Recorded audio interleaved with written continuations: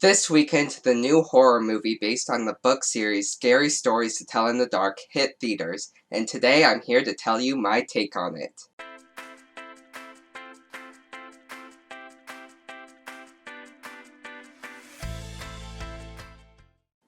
Hi, my name is Andy and welcome back to my channel. Today we're going to be talking about Scary Stories to Tell in the Dark, and as a frame of reference, I actually never read this book series. It was never anything I was into. So I can't judge this movie on how well it adapted the material. I can only judge the movie as a movie itself. But before I give you my take, go ahead and comment your opinion down below. What did you think of the movie? And also, be sure to tell me whether or not you read the books. And with that said, let's get started.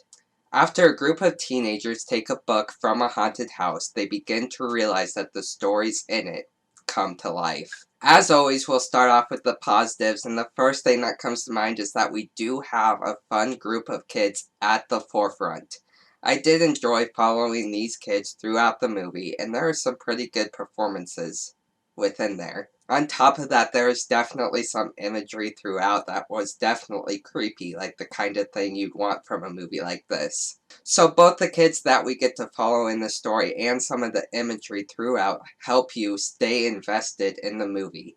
But with that said, I have to move on to my negatives, and the first thing is that this was surprisingly drawn out. My screening for this movie started at 10. I checked the time at 11:15, and in those first 75 minutes, they had covered 3 of the stories from this book for what felt like about 3 minutes each.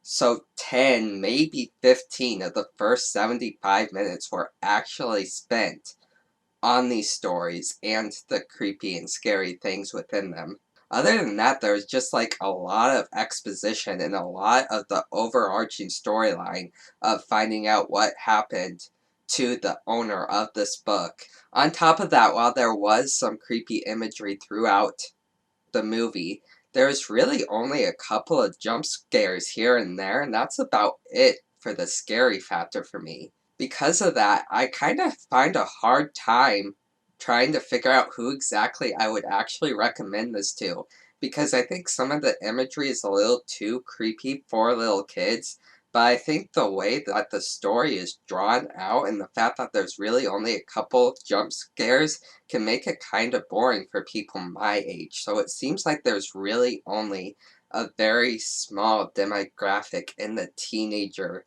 range that would actually get the most out of this movie. Overall, while I do think this movie has a fun group of kids at the forefront and some creepy imagery throughout, I think the focus of the movie is in the wrong places, and I find it just a little too boring for a movie like this. And as I said, I'm not entirely sure who I would recommend this movie to.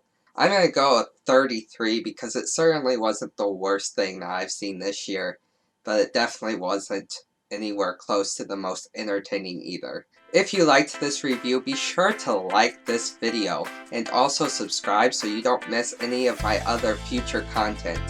Thank you for tuning into this video and supporting my channel.